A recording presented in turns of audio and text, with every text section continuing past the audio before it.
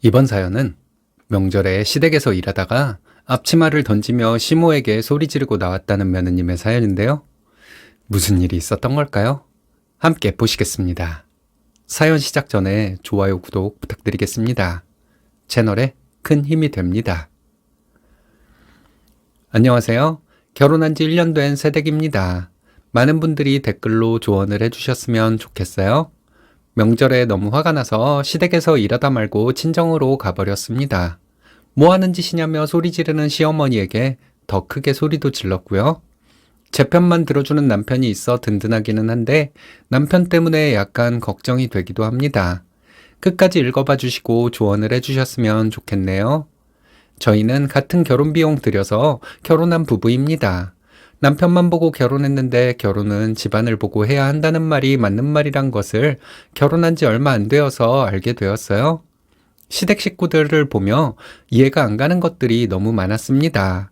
시댁 식구들은 당연하다는 듯이 행동을 하는데 제 상식으로는 이해가 가지 않는 것들이 참 많았어요. 시댁이라 바로바로 말을 하지는 못하고 속으로만 생각할 수밖에 없었어요. 시댁 식구들의 이상한 행동에 반발심만 생기더라고요. 저는 처음에는 고분고분하던 며느리였는데 점점 악만 남은 며느리가 되어갔습니다. 저를 이렇게 만든 것은 시댁 식구들이라고 생각해요. 아무리 넓은 마음으로 이해를 하려고 해도 이해가 가지 않았어요. 그래서 내가 너무 속이 좁은 것은 아닌지 고민하던 때도 있었습니다. 집안일이라 주변 사람들에게 말하지도 못했어요. 친한 친구 2명에게만 얘기를 했는데 그 친구들은 미혼이라서 그런지 저에게 조언을 해주지는 못하고 제 얘기를 들어주기만 하더라고요. 저는 조언이 필요한데 말이죠. 그래서 여러분들에게 조언을 구하고자 이렇게 글을 적고 있습니다. 시댁 식구들은 하나같이 며느리만 일을 해야 한다고 생각해요. 저는 그런 점이 이해가 가지 않았습니다. 제 글을 읽으시는 분들 중에서 시댁 가서 일을 하는 날이 1년에 며칠이나 된다고 그런 소리를 하냐, 이렇게 말씀하신다면 할 말은 없어요. 어쨌든 저는 결혼할 때 남편과 같은 비용 들여서 결혼했고 맞벌이를 하고 있거든요.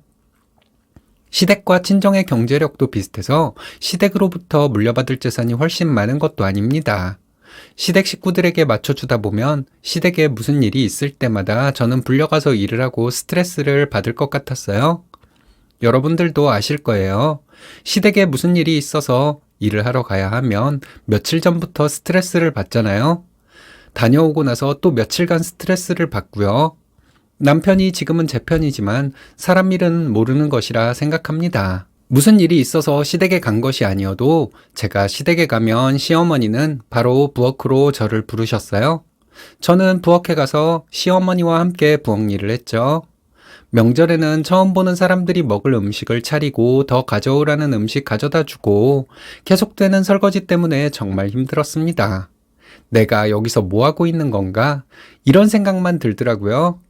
우리나라 부부들이 명절 지나고 이혼율이 올라가는 이유를 알겠더군요. 며느리가 시댁에서 일하는 것이 우리나라 전통이라면 저는 그 전통대로 시댁에서 집을 해줬어야죠. 그리고 저는 회사를 다니지 말고 집에서 가사일만 하고 있어야죠.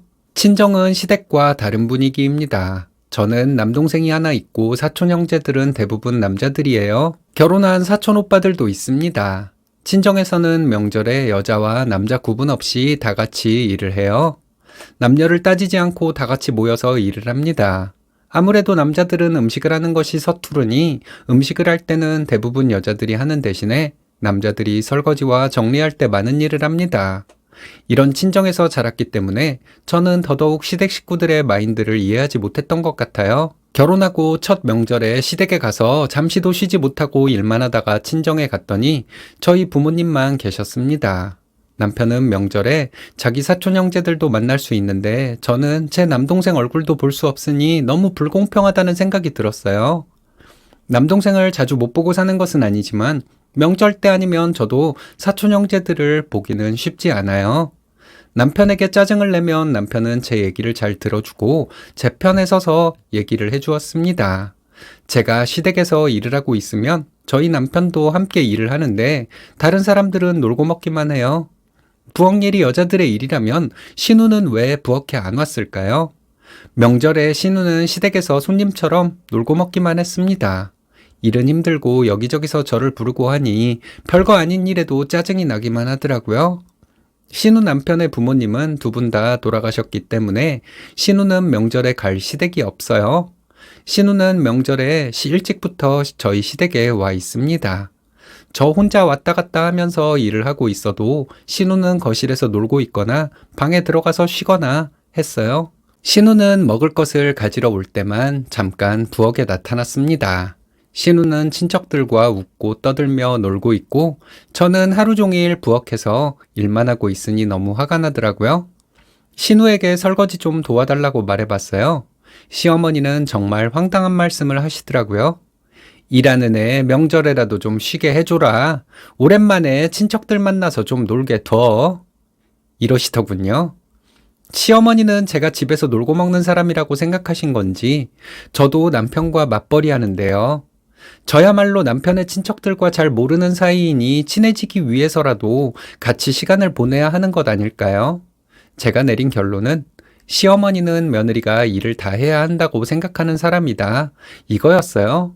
며느리가 하녀도 아니고 이런 생각을 할 수 있는 건가요? 숙모님이 부엌으로 오셔서 좀 일을 거들어 주셨지만 저는 기분이 너무 나쁜 상태라서 숙모님께 고마운 마음이 들지도 않았어요. 숙모님이 계속 부엌에서 일을 하신 것도 아니었고요.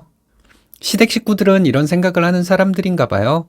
며느리는 우리를 위해 희생해야 하고 그 희생 위에서 우리는 즐거운 시간을 보내면 된다. 그런데 애석하게도 그런 집의 며느리가 바로 제가 된 것이죠. 시어머니는 본인의 아들을 사랑으로 키웠지 저를 키운 것은 아니잖아요.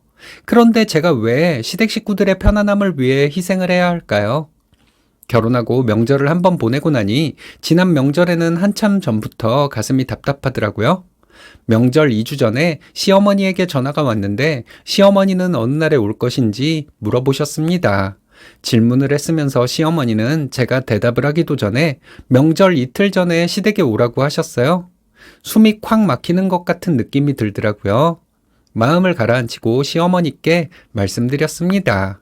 명절 이틀 전에는 가기가 힘드니 명절 전날에 가겠다고요. 시어머니는 크게 인심을 쓰는 것처럼 그렇게 하라고 하시더군요. 시어머니의 말투에 정말 화가 나서 머리가 아플 정도였습니다. 명절 전날 시댁에 아침 일찍 도착했는데 신우는 전날 와서 자고 있었습니다. 시어머니가 명절 이틀 전에 오라고 한 이유가 신우네 가족 때문이었던 것 같아요.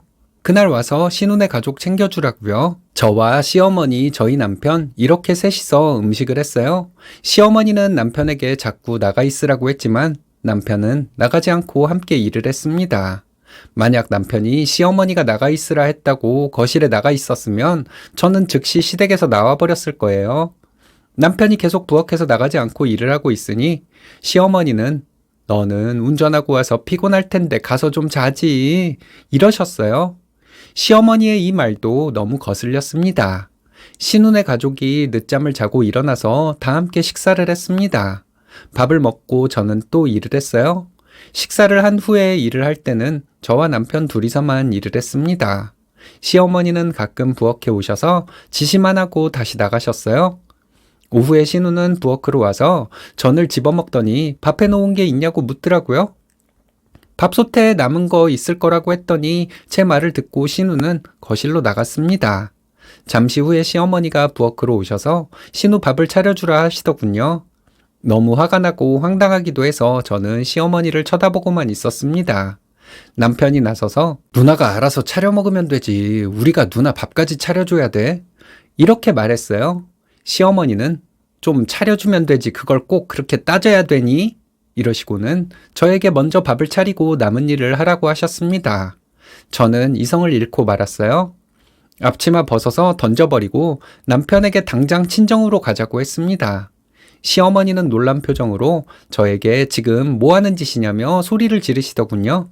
친정에 간다고요. 저도 시어머니에게 소리를 질러버렸습니다.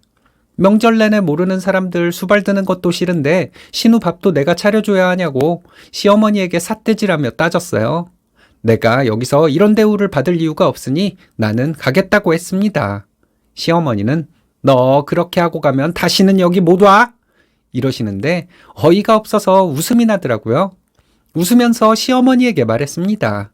그럼 다시는 안 올게요. 저는 이만 친정에 가서 우리 엄마 일 도울 테니 어머니도 따님이랑 명절 준비 잘하세요. 이렇게 말하고 가방을 챙겼습니다. 남편은 시어머니에게 누나 밥까지 차리라고 한 건 엄마가 너무하잖아. 며느리가 하녀야? 우리 이제 여기 안 와요. 이렇게 말했고 저는 남편과 시댁에서 나왔습니다. 차를 타고 친정으로 가면서 남편이 저 대신 화를 내주더라고요.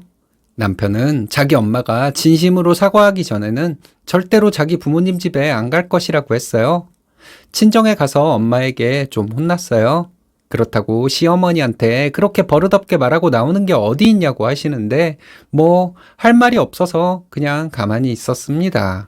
엄마와 아빠에게 좀 혼나고 나서 친정에서 재밌게 놀다 왔어요.